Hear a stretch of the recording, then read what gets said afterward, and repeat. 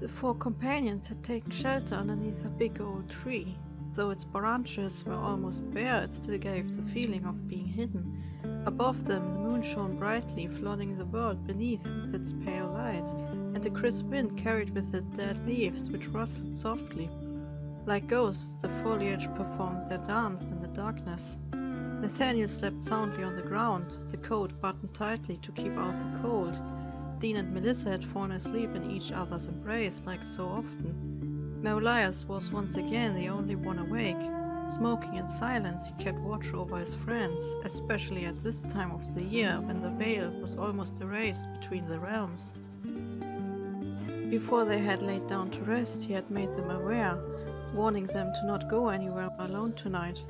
His human friends wouldn't have known, but Merolias could feel the roaming spirits.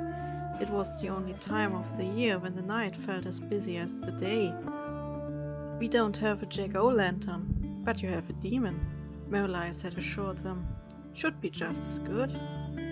Nathaniel, who had grown very fond of his new friends, and especially his supernatural one, had fallen asleep without questioning. The couple had stayed awake a bit longer before their eyes closed as well.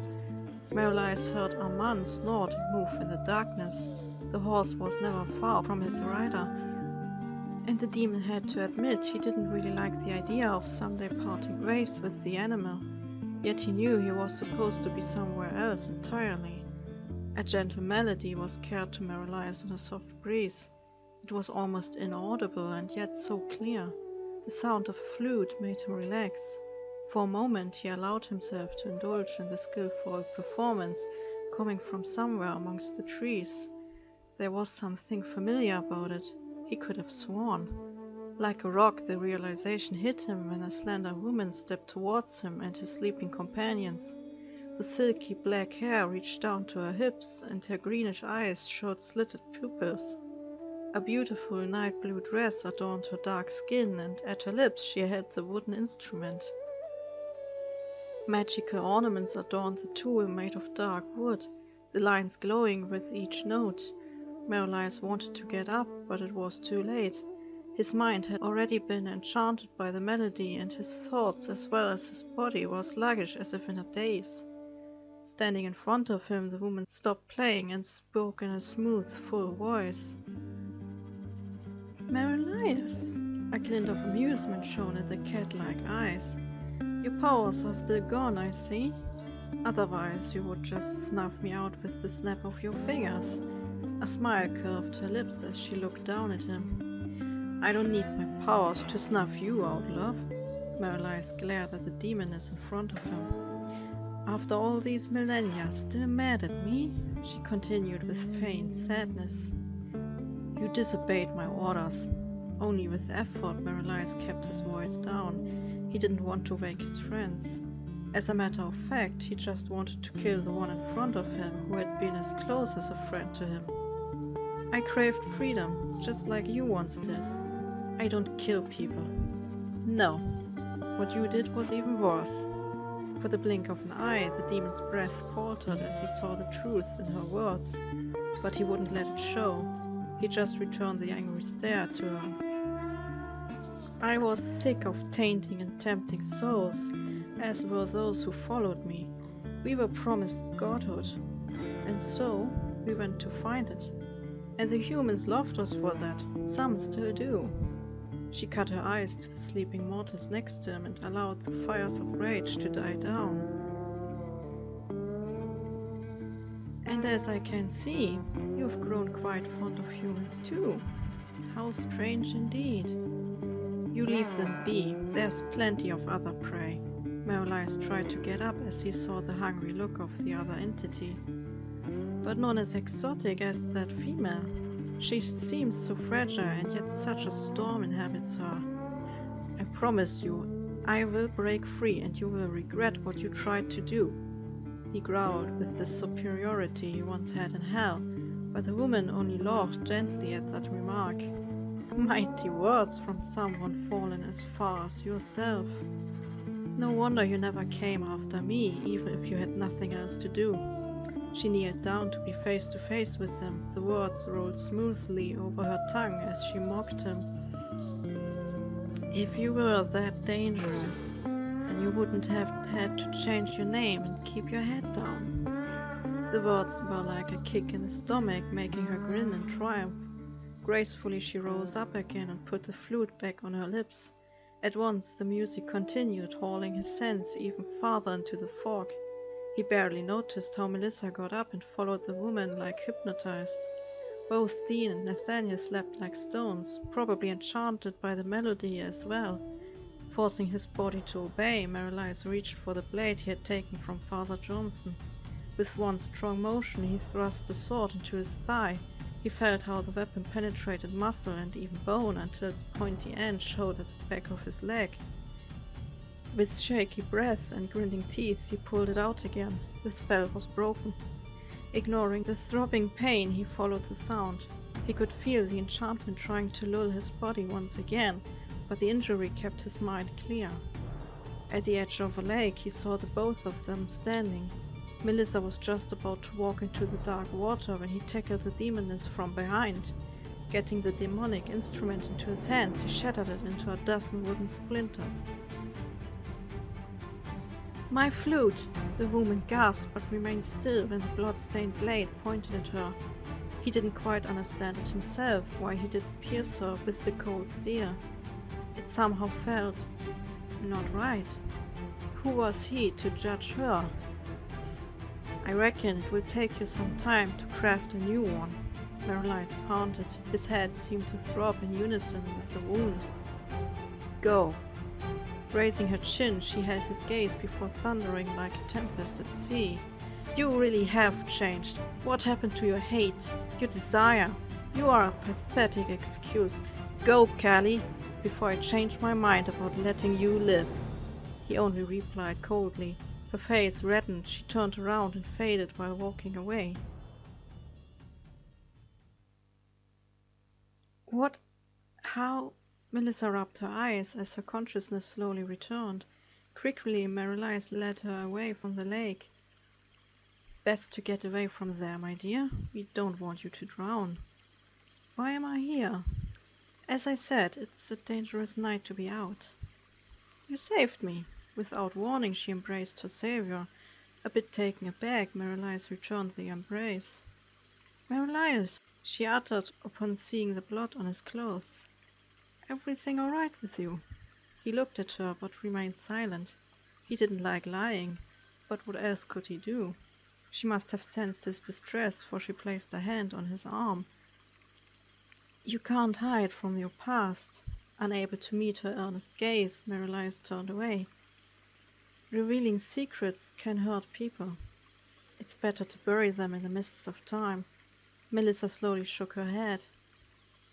"When Dean and I had just begun to know each other better, I kept my past hidden from him.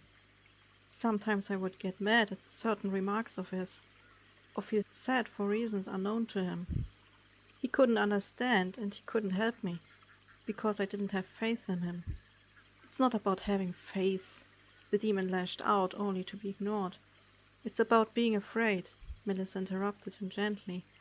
"I know." Hope flamed up inside of him. Hope that someone in this vast world might actually understand him. "I was afraid that once he knew how my family, and thus I, stood towards the crown, he would reject me." "Why would he do that?" Marilise asked, but the answer already dawned upon him. "I was part of the Irish who would take up arms at any time. I still am. Imagine how alone I feel in London." Sadness swung in her voice as she let her gaze wave over the lake in front of them. "Do you want to go back?" he finally asked, breaking the silence. "I do, but I wouldn't go without him." Melissa turned to face him once again. "What I'm trying to say is, keeping this secret would have destroyed us. In order to understand, he had to know, and I had to have faith that he would not leave me. I appreciate your efforts, but I have lived eons." He looked at her, trying to keep the guilt out of his expression. "No one can understand. They can't try if you don't have faith." "I am not human, Melissa," he said respectfully but with emphasis. Perhaps you became more human, here on Earth. Merlice had to smile at her sincere innocence when she tried to make things simpler than they were. If everyone would be like you, the world would be a better place. Even if he wasn't quite convinced, the woman had made his heart lighter somehow. Seeing the night coming to a close, the two hurried back to the others. Melissa snuggled back into her love's arms. Dean did stir a bit, but didn't wake up or realize what had happened. Taking a look at his wound, the demon saw that it had healed halfway through already. He didn't like the idea of explaining what had happened to anyone. It could bring up uncomfortable questions. Trying to distract himself from any broody thoughts, the demon looked at the sleeping American. The rifle firmly clasped in his hands, he didn't hear a thing. Merlice smiled mischievously when another thought crossed his mind. "What in the Lord's name?" Nathaniel mumbled before uttering an alarmed screech. Merlice, who had rested on the man's back, was roughly grabbed by his friend. After locking eyes with the human and sticking out his tongue, he got catapulted through the air and landed hard on the ground. Not being able to contain himself any longer, the demon turned from a black snake back into his human form. A loud laughter broke out of him at the sight of Nate's pale face, who had obviously thought a real snake had lain on his back. "You son of a bitch!" the American called out as the color gradually came back into his haggard face. Still laughing, the demon sat on the ground, and soon the cowboy joined in, not holding any grudge. "I just couldn't resist, mate." Merlice wiped the tears from his eyes. "Just you wait, it's my turn." Awoken by the ruckus, Dean and Melissa stretched their limbs. Merlice caught some fractured sentences about finding an opportunity to bathe, whereupon the couple made for the nearby lake he and Melissa had found yesterday. After a very long smoke, the other two followed slowly, taking with them the horses. When Nathaniel and Merlice reached the lake, Melissa and Dean had just put their clothes back on, their hair still dripping wet. "You should make a fire," Merlice suggested, "or you will catch a cold." Only reluctantly, Dean drew a circle to summon a flame. The demon wondered if his human friend still suffered from the last spell he had woven, for he sometimes seemed to suppress a gasp, as if in pain. But his attention was drawn away when Nathaniel teased him. "You should take a bath, too." "Demons don't need baths." Merlice grinned. With a kick, he maneuvered his friend into the cold water. A splash marked the disappearance of the man with most of his clothes still on, only to break through the surface seconds later. What came next took Merlice by surprise. With a "just you wait," Nathaniel ran up to him. Wrapping his arms around the demon, he let himself fall backward, taking his victim with him. Merlice tried to shake the man off, but his friend was a very pesky individual and wouldn't let go. "Bloody hell!" was the last thing he uttered before the cold liquid enclosed his body.